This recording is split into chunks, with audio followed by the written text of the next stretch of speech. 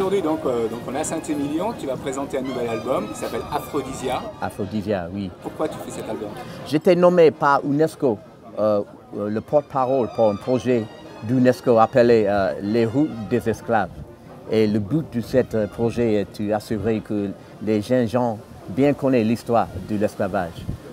Pas juste les choses négatives, mais le fait que les gens qui étaient mes ancêtres ont enduré les 400 années de l'esclavage pour garder leur humanité, garder leur dignité. Et donc c'est une célébration du fait que la musique était très très importante dans cette expérience. Et donc avec Aphrodisia, j'ai décidé que je voudrais faire des collaborations avec des musiciens qui viennent de les différentes arêtes de route des esclaves.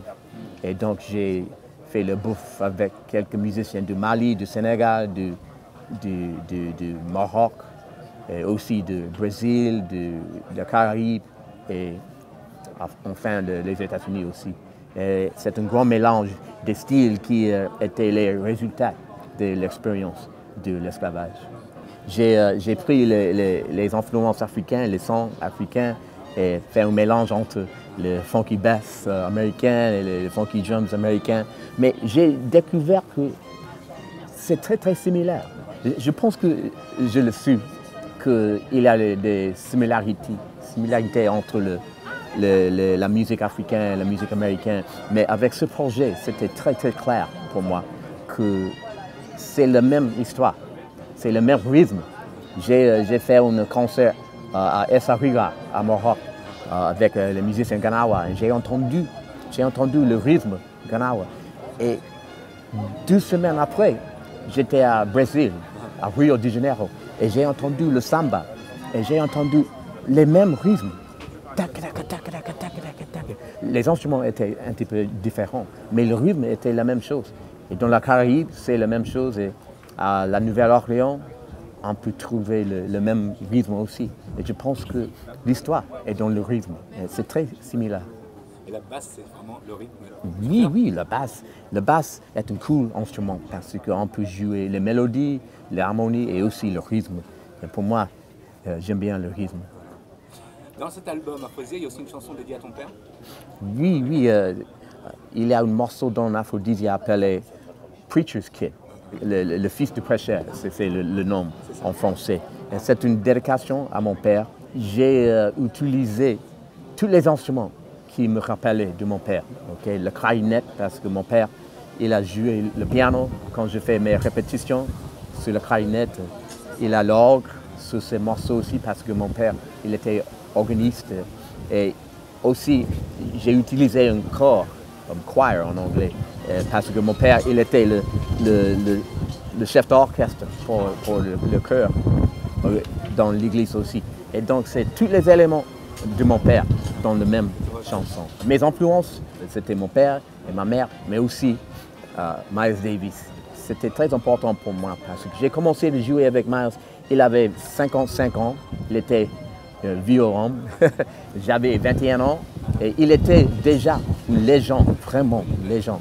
Il a changé la musique 4 fois, 5 fois déjà. Et quand j'ai commencé à jouer avec Miles Davis, c'était énorme pour moi. C'était un petit peu intimidating.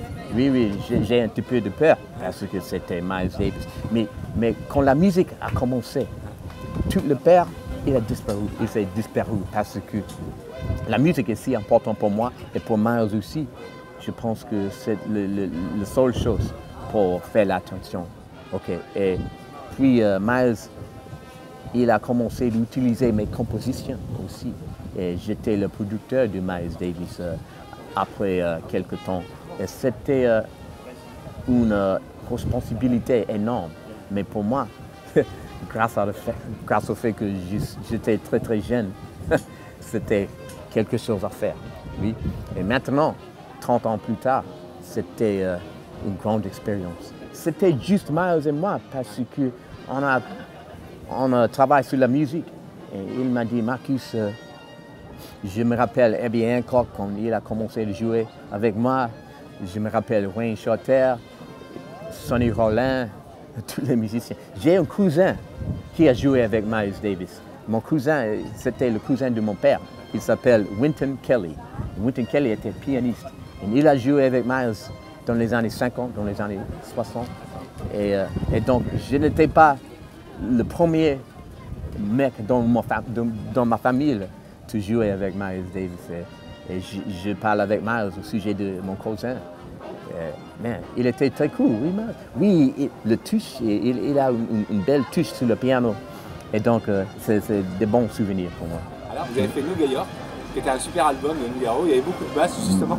New York. Philippe Seyss, il est niçois, mais il a habité à New York depuis longtemps. Et, il était le producteur pour Nougaro, pour New York. Et il m'a dit, Marcus, j'ai besoin de toi pour jouer la basse sur cet album. C'est pour qui? C'est pour Claude Nougaro. Et je fais le référence.